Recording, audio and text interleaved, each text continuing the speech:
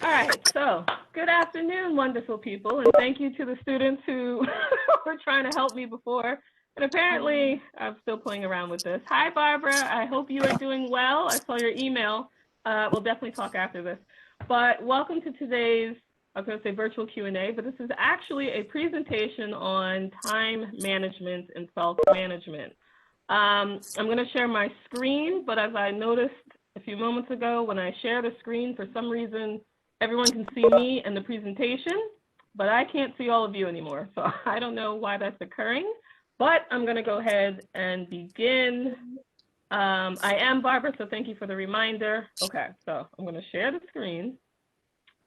Bear with me. It says Microsoft. We're going to share. Okay. Oh, I can see you guys. I don't know what I did before, but it's working. Okay.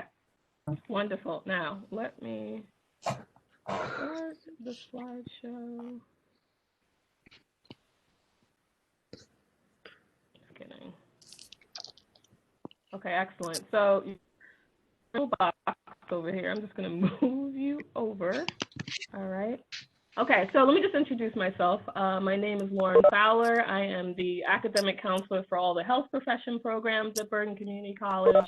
I'm also one of the professional success coaches for the Pathway Scholars Program. And thank you again for attending. I'm sure that all of you are tired of your video lectures, for those of you who have them.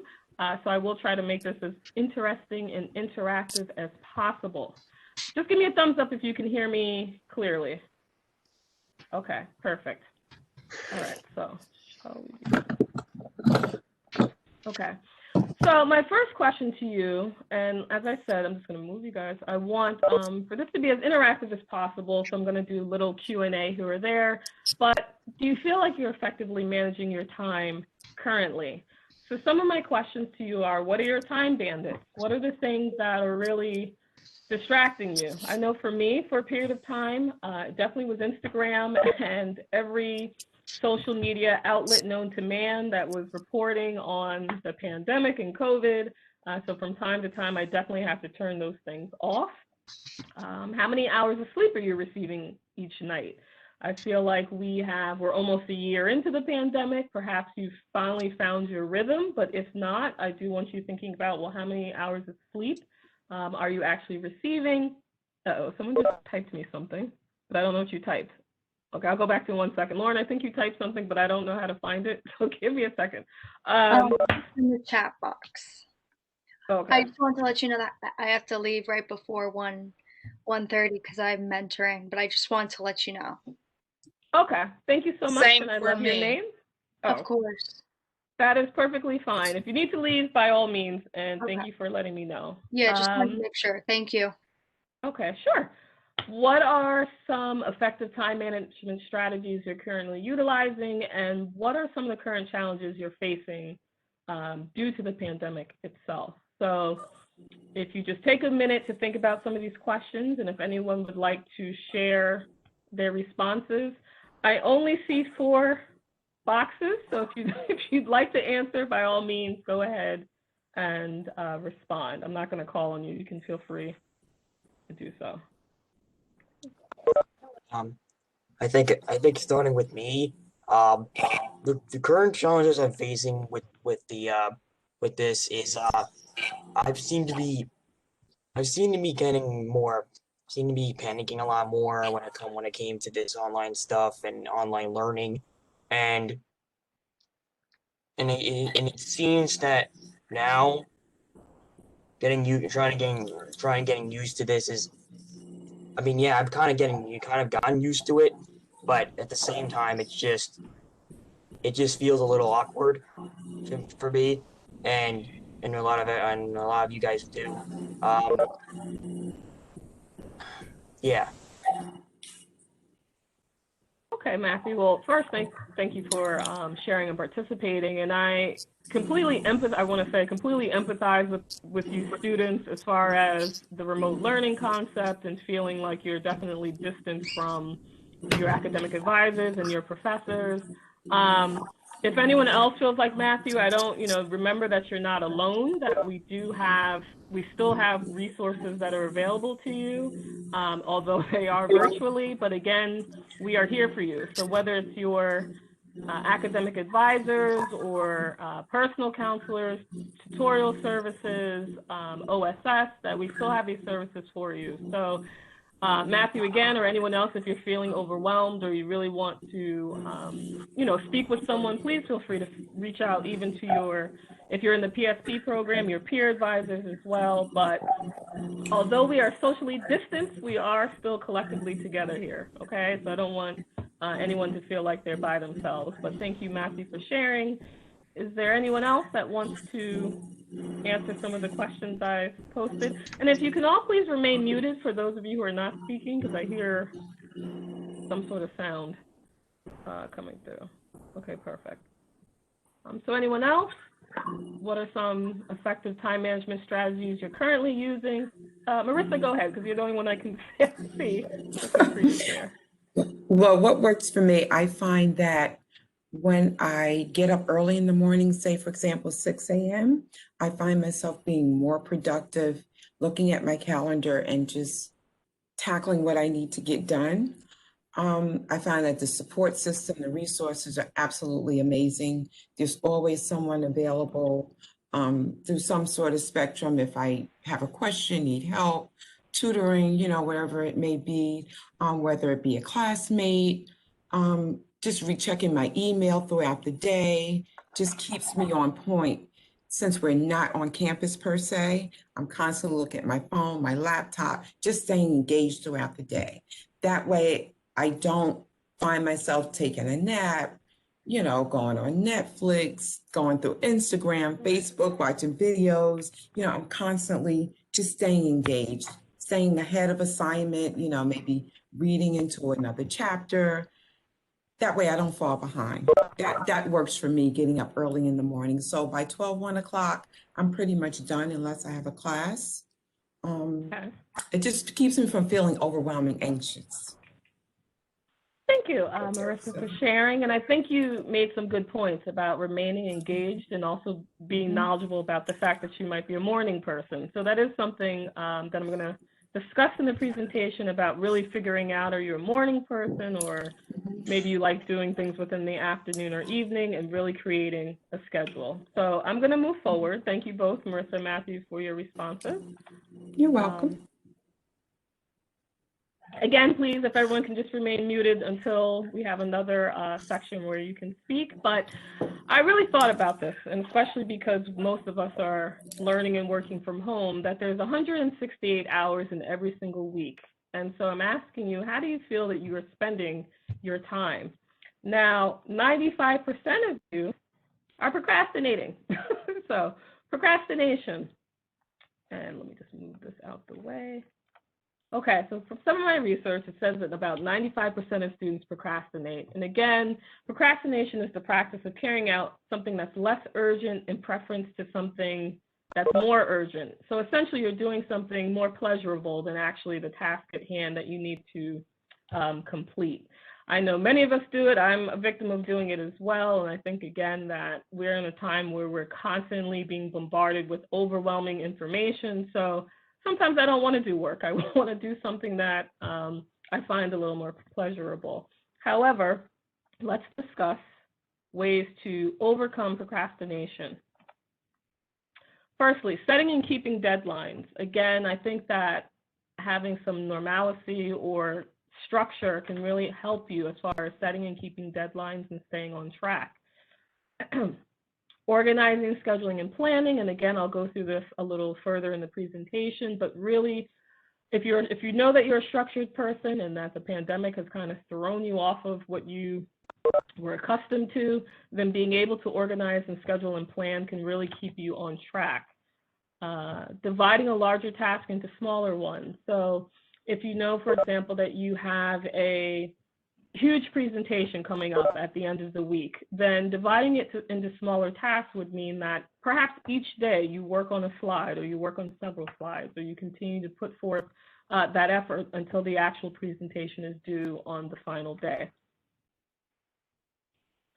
Learn to say no to time wasters. So time wasters, again, can be your time bandits. It can be things that distract you, social media.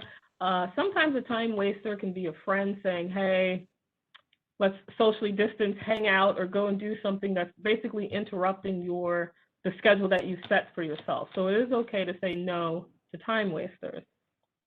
And then lastly, sorry, the little box is in the way. Reset. So reset is an acronym. It stands for rewards, relax, sleep, eat nutritionally, and time management. So when you feel that you're procrastinating, sometimes you might actually be tired. You might need to take a nap or give yourself a break. Rewarding yourself. So maybe you took a certain amount of time to study statistics, and now you love Skittles. So Skittles are your reward for spending that time focusing on a subject you might not be that enthusiastic about. At certain times, you definitely need to relax. I think, again, that based on the current circumstances, we are constantly dealing with a lot of different emotions. There is a self-care piece within this presentation, so really be in tune to how you're feeling. Sometimes you do need to relax. And then lastly, time management, really managing your time effectively and efficiently so that you're able to fight off the procrastination or the feeling to procrastinate.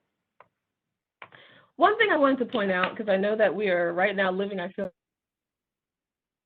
this one. This, to me, can also tie into procrastination. As Matthew pointed out, and as Marissa pointed out, the fact that you are doing virtual learning and not physically in a classroom, trying to make the most of your actual video lectures. So whether that's sticking to your instructor's schedule. So for those of you who have, I think, Asynchronous courses and you have to log in at a particular time for your classes, really staying on schedule as well with your professors, I would say online office hours.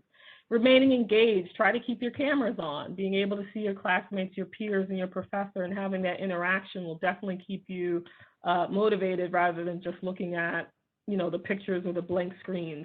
Try to participate, ask a lot of questions. This also, to me, reinforces what you're learning within the classroom, even if you feel like you are physically distant from the classroom.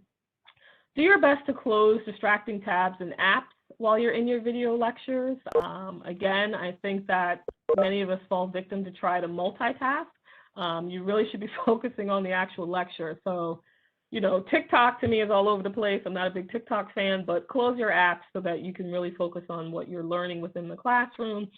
And I think the same way that you would take notes if you were physically in the classroom, you should continue to do so, even virtually speaking, because it really helps to reinforce the content that you're learning. So again, as far as procrastination, I do think that being engaged with your video lectures will really help you to not become distracted and try to do something simultaneously. Okay, so some myths about time management, and I kind of just threw that in there to be a little funny. However, it is somewhat truthful that students or individuals may look at time management in many different ways. For some, it seems like trying to be so structured takes the fun out of life, or no matter what you do, you don't have enough time. Then you have students very well academically speaking, and because they do well, they feel that time management is just common sense, or that it's something that they just do naturally. However, you could have a student who's earning all A's, but they're cramming for their exams or studying last minute. So just because you're doing very well in school doesn't necessarily mean that you're not utilizing time management or that it's not beneficial to you. And lastly, the concept that someone works better under pressure. Again, I don't necessarily agree with the working better under pressure, because obviously that's anxiety driven. I think it's, again, better to have a more structured time management plan. So in reality, the truth, to make those 168 hours I referenced earlier effective, you really have to do some planning. So when we think about time management, what is it really? To me, it's really making the most of your time and your energy efficiently. To go over some of the benefits of time and self-management, obviously you'll be more productive. It's a way to reduce stress. I feel like in these circumstances, we don't need any more stress. It can improve your level of self-esteem because you might feel more in control, more organized, and you may also see the benefits of your time management and the grades that you're receiving. Achieving that balance in life, again, I feel that for many of us, we might feel a little thrown off, even though we are in at least a year into this pandemic. However, every single day we're hearing new information that's very stressful. So I do think that it helps us to have or achieve some balance, avoid meltdowns. I don't know about you, but as we go through this pandemic, for me at least, I need to maintain some sort of time management, trying to balance working with students and so on and so forth. I'm trying to avoid my own meltdown. So time management has been very effective for me. And then lastly, feeling more confident in your ability to get things done. Okay, so these are 5 points within the presentation that I wanted to point out.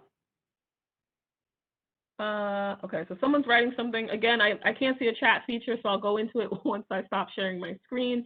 I think someone said something about asynchronous courses. So I will also discuss the asynchronous concept for those of you who don't have to log into the computer at a specific time. I know you're taking asynchronous classes. For some students, that freedom is beneficial to them. They feel that they can do their work accordingly at their own pace. For other students, though, I do know that it can be somewhat overwhelming because of that freedom. So again, I do hope that this presentation can help guide you towards better time management strategies, even if you do not have to log into your class at a specific time. Now, during the pandemic, I wanted to point out, obviously, with the line between academic, professional, and personal spaces blurring, again, many of us are working at home, doing our work at home. Many individuals may find it difficult to juggle deadlines for all the different things and obligations that you have. So again, as I go through the presentation, I'm hoping to give you some tips to really help you focus on effectively managing your time.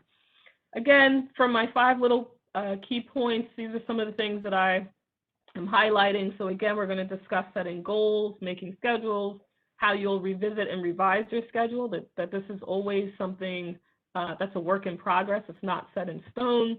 Avoiding multitasking, and I'll explain why. Forming new study habits due to pandemic restrictions. So I know that there are some areas that have opened up. However, not everyone may feel comfortable with going to those particular places. So if you used to go to a library to study, maybe you don't want that type of interaction, so you prefer doing it at home. I already talked about making the most of the video lectures, and then lastly, staying connected and self-care. Okay, so with setting goals, and again, I think that this varies for each individual student. However, with goal setting, the acronym would be SMART, and it's really setting specific, measurable, attainable, relevant, and time-bound goals. So I'm just going to click this quickly. And I think there's one more. Actually, let me go back. Okay. So in setting goals, again, you want to make your goals specific and concrete. You want to also make them realistic, depending on what the goal is that you'd like to set. I think it's also important to set both long-term goals and short-term goals to support the actual goal. So again, if you know, where are we in the semester? We're in the beginning of the spring semester. At some point, obviously, you're going to have your midterms. So long-term goal, you are preparing for that midterm. However, short-term goal, in the in-between, you're having your particular lectures, you're taking your notes, you're studying the material in preparation for what's coming down the line, which would be that midterm, right? So you're breaking up the long-term goals, you have your short-term goals as well.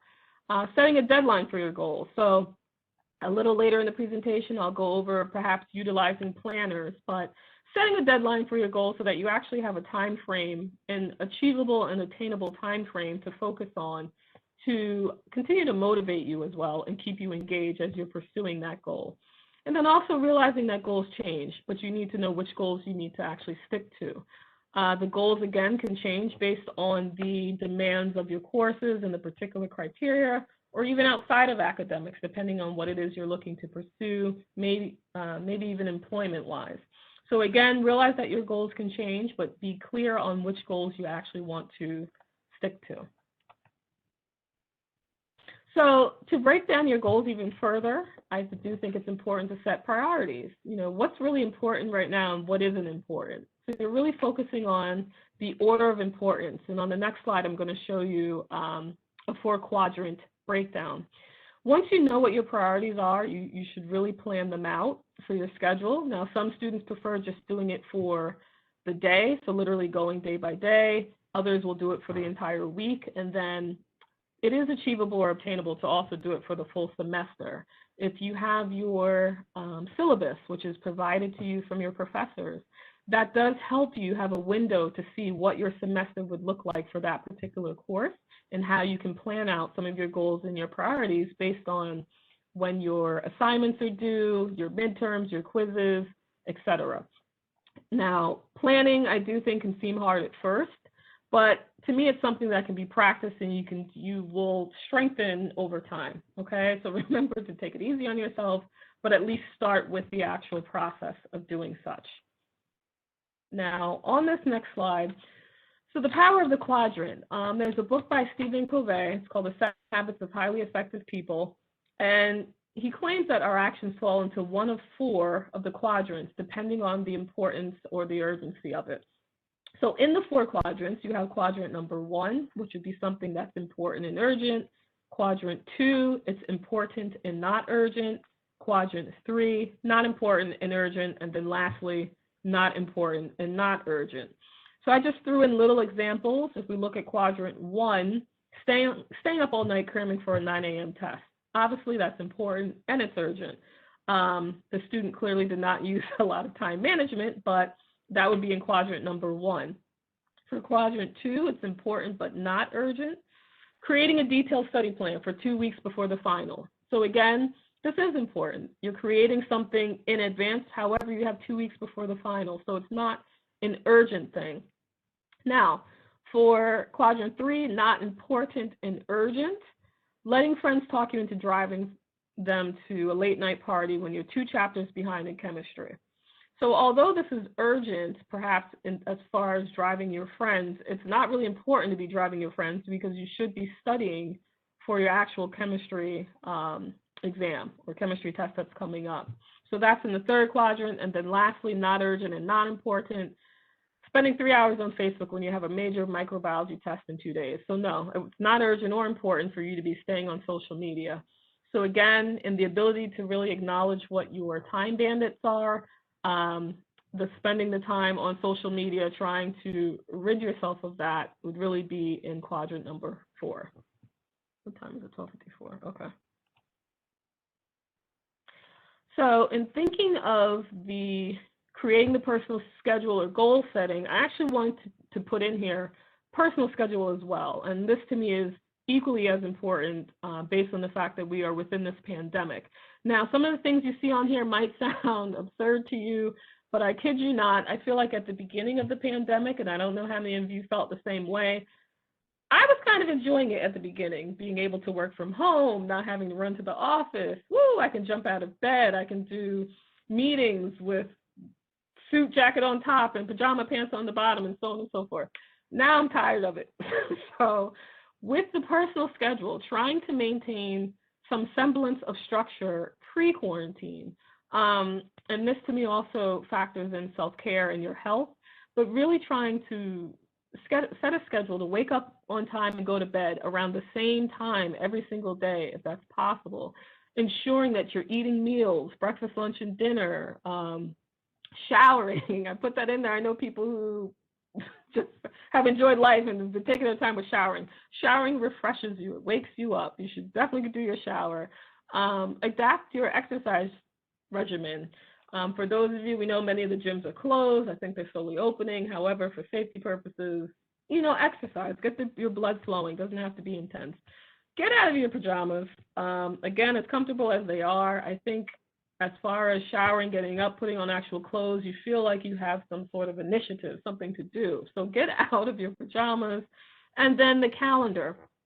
For those of you who like using calendars or planners, keep track of your daily activities. I have a dry erase whiteboard that I like to use every day and write down some of my goals and then erase it. And then the next day I put new goals or new positive affirmations, things that continue to keep you encouraged and keep you going. So the last thing I want to say on this slide, again, we know as COVID-19 continues to unfold that we might have fewer social activities or in-person class meetings or work hours. So really setting a schedule for your personal self, just outside of academics, to me can really help keep you motivated and provide a level of structure. Okay. So as I mentioned, as far as the sleeping schedule, I do think that the most overlooked aspect of time management is your actual energy level. You should really evaluate your energy level at different times of the day. I think Marissa mentioned she's a morning person. There are some students that might feel like they're more proactive in the evening. So if you're a morning person, the morning person would seize those early hours of the day to do their assignments and remain focused. If you're an evening person, you want to make sure you're being productive in the time that's comfortable for you, but without sacrificing your sleep. Okay, so again, really take time to take care of yourselves during this time. Losing sleep is definitely the easiest way to sabotage your energy level. Okay, so going back to making a schedule. So before I was focusing again on your personal well-being and creating that schedule. This more so is the academic piece. So all of you, regardless if you're in synchronous or asynchronous classes, your professors should have provided you with a syllabus. Use that syllabus to really map out when your assignments are due. Again, I really utilize or reinforce the idea of using a planner or using calendars. You can block out your class and lab times.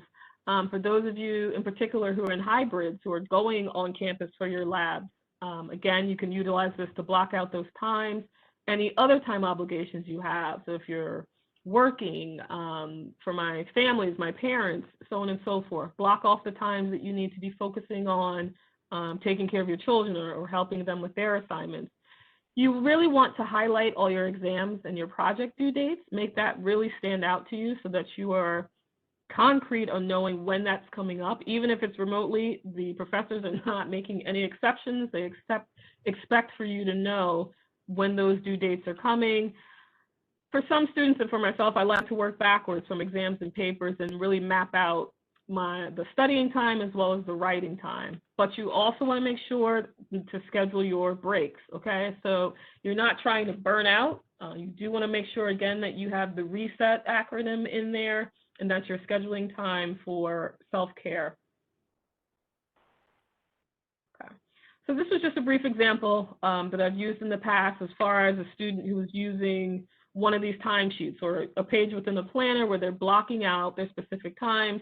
This was a student that was actually on campus.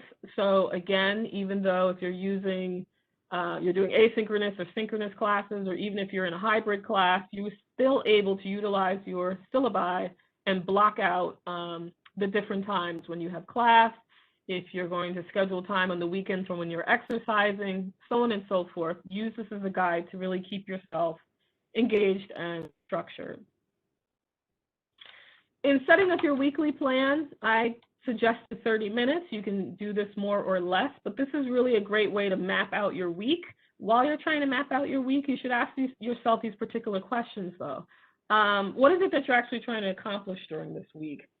Will you be able to reach those particular goals? What are tasks that you find more important than others? How much time will each activity actually take? When do you want to do each activity? So again, these are kind of guided questions as far as when you're creating your weekly plan, and allow room for flexibility as well.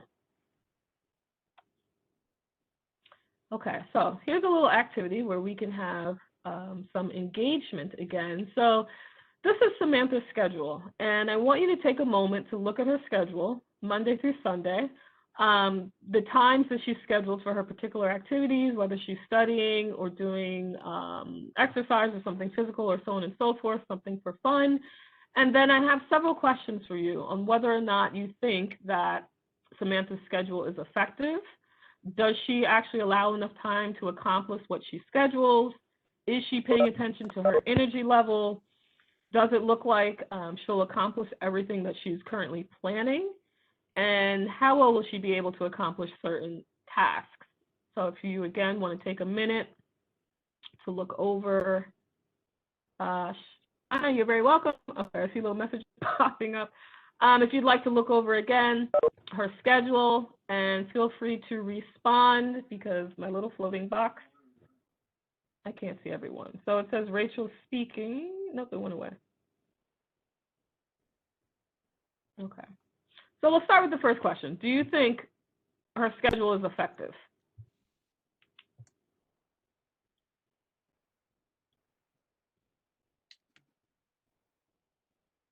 Don't be shy. I personally don't think so because it's not really detailed enough. And then when I look at like Sunday, she has a barbecue and then she wants to catch up on homework after. No, for me personally, I get very distracted easily. Okay, so thank you, Amanda. So yes, on Sunday in particular, she's going to a barbecue and she wants to catch up on homework from 7 to 10. Doesn't seem very realistic. Okay. Nope. It So doesn't thanks. So I'll show just go. Oh, what time. Oh, I'm sorry. no, go ahead. It doesn't show what time she wakes up or how many hours she works. It just says work till 4:30 p.m. So we don't know how long she's been at work, and I mean, depending on what her job is, it may be labor intensive or not, and she might be really tired and just take a nap. And I don't see any breaks either. Like there's no lunch break, a nap, like a power nap break, so I feel like this would burn her out quickly. Thank you. Yes, she doesn't seem to be focusing on any type of self-care, and you're right. I didn't I didn't put what time she starts, but in either case, thank you for pointing that out. But yeah, she's not really allowing any breaks. She's kind of just burning on through. Things are back to back, and she is cramming. So thank you for pointing that out. Okay, so we answered, is she paying attention to her energy level? You pointed out the answer is no to that. And I think Amanda answered, how effective is Samantha's schedule? Does she allow enough time to accomplish? I feel like Zuleika answered that question, not really. So does anyone think that she's going to be able to complete or accomplish the task that she has at hand? No. I think Thank she you. will. Oh, who said that? Okay, Mustafa. So you think she will? Yes, I mean, like, she's gonna burn herself out, but like, there's the details No. what she's gonna do with each assignment. And yeah, she's gonna burn herself out, but she's gonna accomplish what I hope she can accomplish what she wrote. Okay, so we have some optimistic thinking here.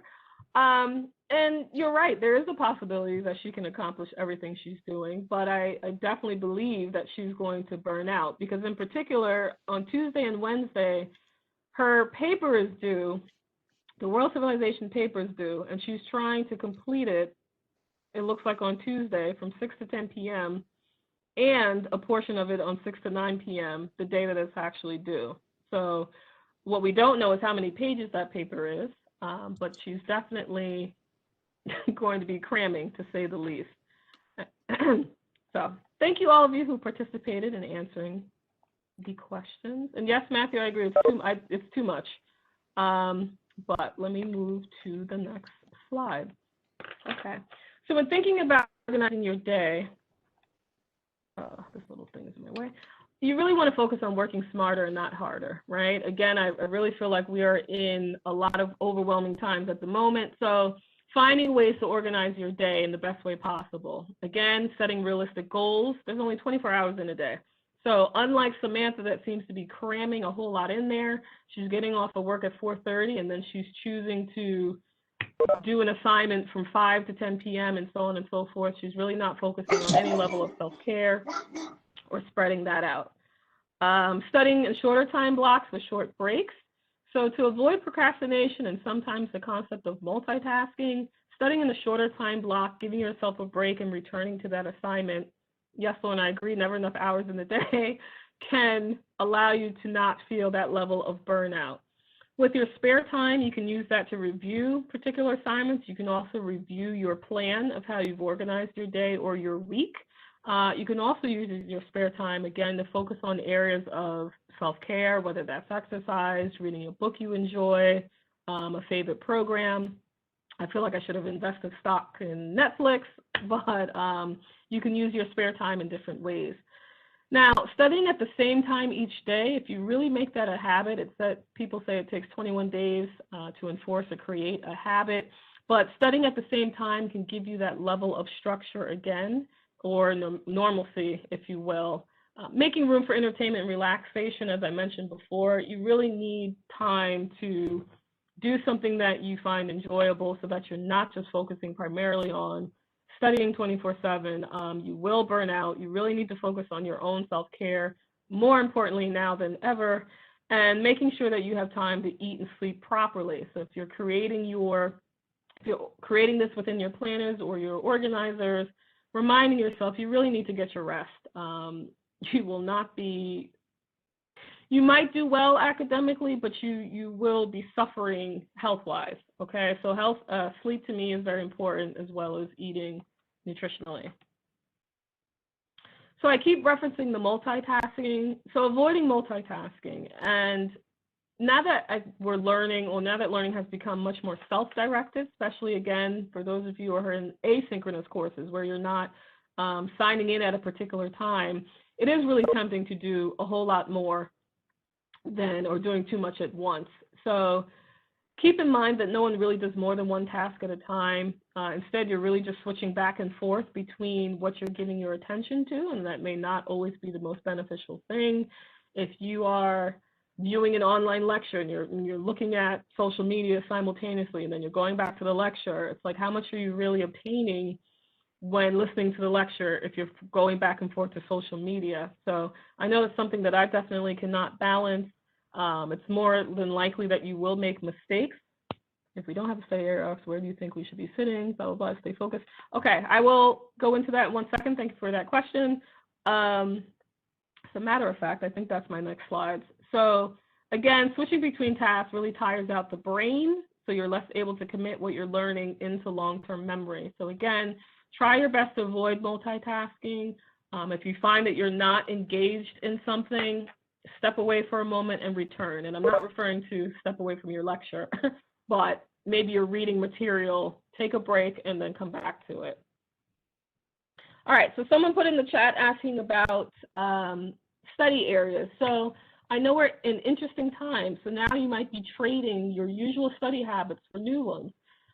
What kind of environments help you study? If you used to be more comfortable studying in a coffee shop or a library, then you might want to try to recreate that at home.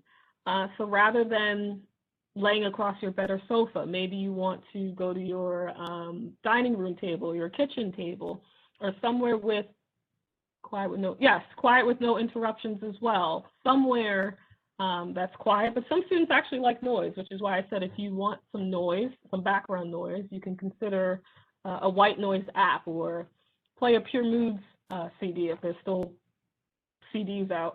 Play Pure Moods on Apple Music.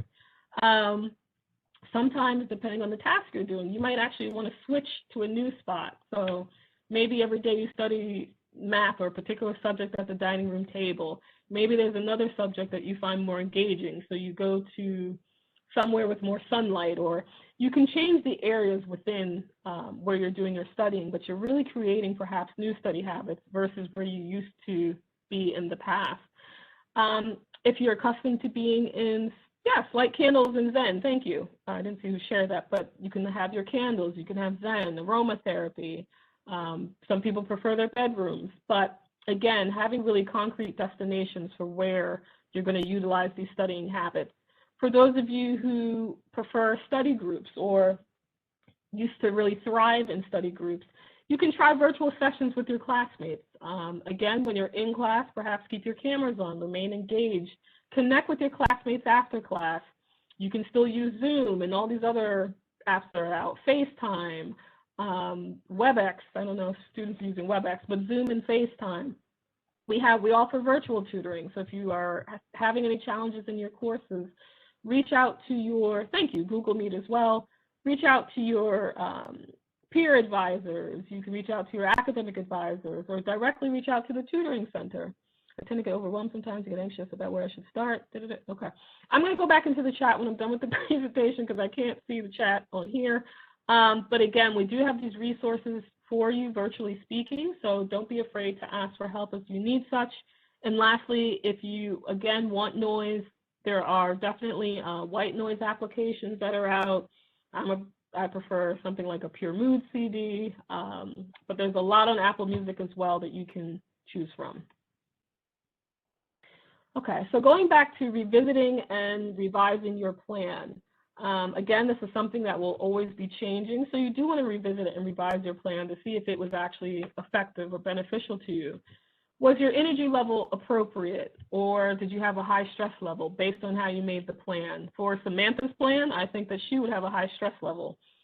What changes need to be made to your weekly schedule? So again, go back and revamp it. If you think that you are cramming too much into one day or throughout the week, you can go ahead and make those particular changes.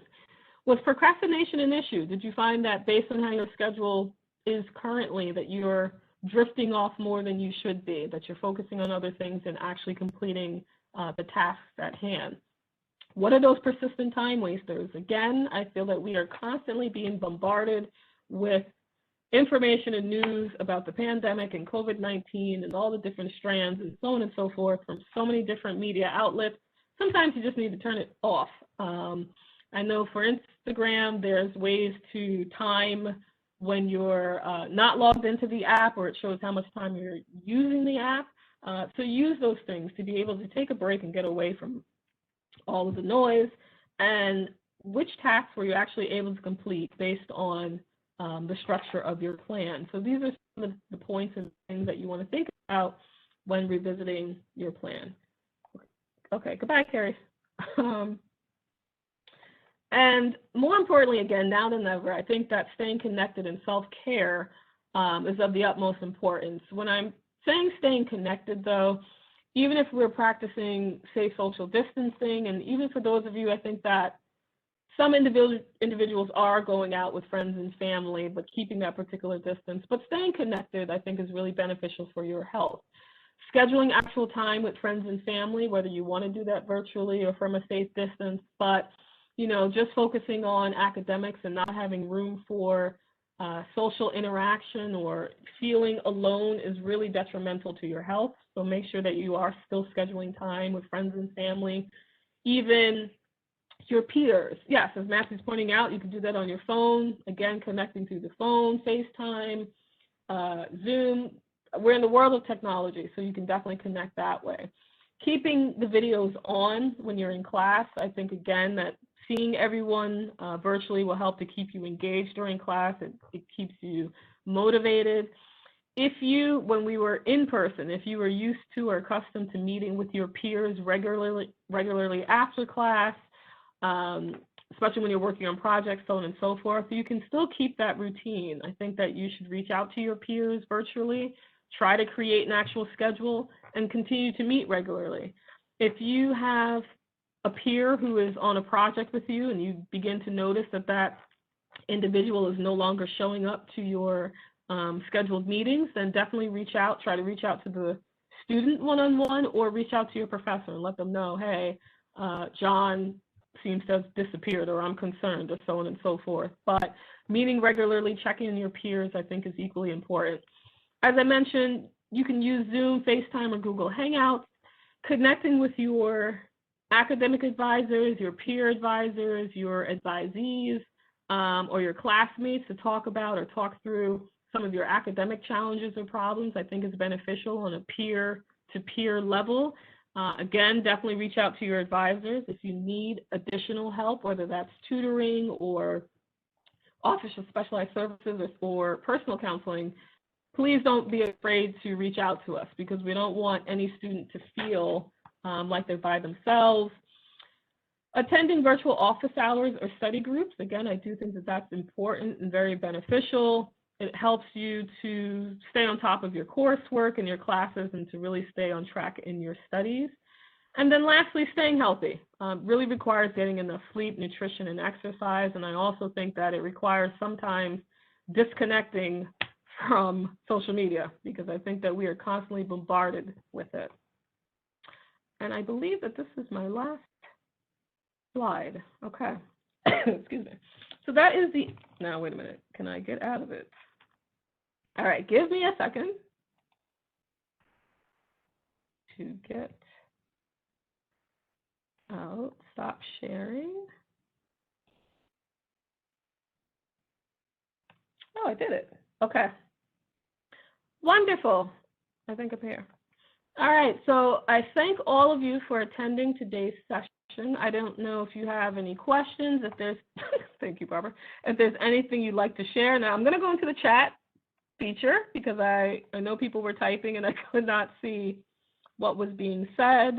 All right, so I have a student that mentioned that classes are asynchronous, and I realize I'm only getting assignments done on time. I feel like school feels optional to me now, which is so bad. The pandemic is taking a toll on that, and also I feel like I'm really not learning anything. Oh no, please advise what I should do about that. So for students who are in asynchronous classes, as let me go back, as Saleha is mentioning,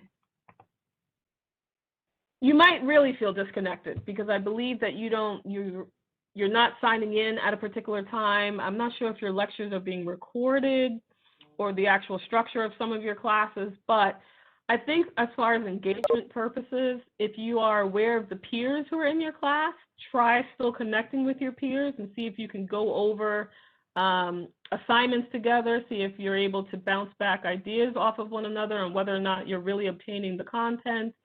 You can also reach out to your professor or attend some of your professor's office hours to express some of your concerns or your needs and see how the professor can make some particular adjustments for you or at least work more closely with you. And as far as the pandemic taking a toll, we definitely don't want that. I know that there's still ways to remain engaged on campus with our Office of Student Life. I know that there's, for Black History Month right now, there's a lot of programming going on, but I know that there are still ways to connect as far as online clubs or organizations.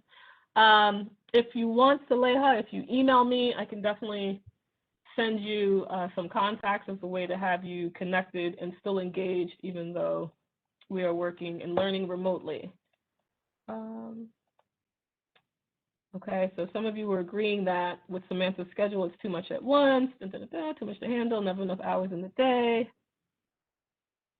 If we don't have a study area or office, where do you think we should be sitting so it's better for us to stay focused? So this is a good question. So again, depending on where you are doing your work, if the majority of you are at home, I think really finding a particular area that you can go to often. So if you have a kitchen table, a dining room table, if you want more of that structure, if you have a mantle you can lean on. Some people have those, what's it called, the lap desks, and they might actually want to sit on a sofa and use the lap desk and prop up their laptop that way. But really take a moment and look through your home and see where you think is the most conducive area for you that might not be as loud, might be a little more quiet, and somewhere that you can go regularly depending on the structure of your day. If you don't want interruptions, if someone put in, someone else is comfortable in their room, that's fine. Thank you, Marissa. Dining room, coffee, and light candles for a Zen environment. I'm all for the candles. Your room, Google Meet, I tend to get overwhelmed sometimes, get anxious about where I should start, or because I have so much to do. What do you recommend that I do? Yes, anxiety, what a word. So I think many of us experience anxiety often.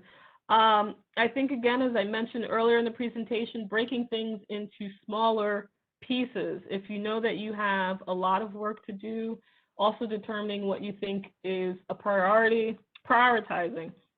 What's something that's due tomorrow versus something that's due on Friday, and so on and so forth. So breaking down your levels of work into smaller increments, I do think can help the levels of anxiety. I don't know how many of you have Apple Watches, but I'm really into the deep breathing. There's some deep breathing app. It's always reminding me to take my breaths, meditative breaths. So as far as anxiety, if anyone else is dealing with anxiety, definitely these different breathing exercises can help to minimize some of the anxiousness that you're feeling. And okay. Someone's asking for copies of the slides. So this is being recorded. Once we are done, I will stop the recording, and then I think WebEx takes a few minutes, and then it will provide me with the link. I will probably provide it to Barbara as well, who I think also sends it to students, but we both will have a copy of it, so that you can have that. And Matthew, I'm glad you're doing well. Saleha, you're very welcome. Okay, I think, like, I'm glad you love the Apple Watch. All right, so we have about 9 more minutes. This is the first for me for once. I've actually ended slightly early when I usually go past the time. Thank you, Barbara. Nicholas, that's fine. Go to your mentor session, and thank you for your commentary and your compliments. Have a good day. Lauren, that's fine too. Thank Be you. safe. Thank you. You are very welcome. Bye. Before Youngsu, you're everybody welcome. leaves, Thank you for this. Bye, I would everyone. just like to tell you there's 2 more workshops. Get ready to transfer on 2/18 at 2 p.m. and Dress to Impress Thursday 2/25 at 12:30. So just email me if you want the links, and I'm sure you'll get information about it. And if I send Barbara, you a what's your very email? short survey, a monkey survey, please fill it out, send it back. It'll be very short. Thank you. Barbara, type your email into the chat.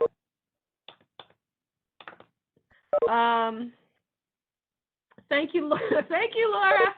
Everyone, I put my email in just in case. Saleha, I know you wanted to email me, so definitely do it. lfowler@bergen.edu, and Barbara, I think, is putting hers in as well, so that you have that. Excellent. All right. Bye, everyone. Be safe. Be well. Barbara, I'm going to sign off and then sign back in so that we can talk, and I'm going to stop recording. Okay. And stop. Perfect.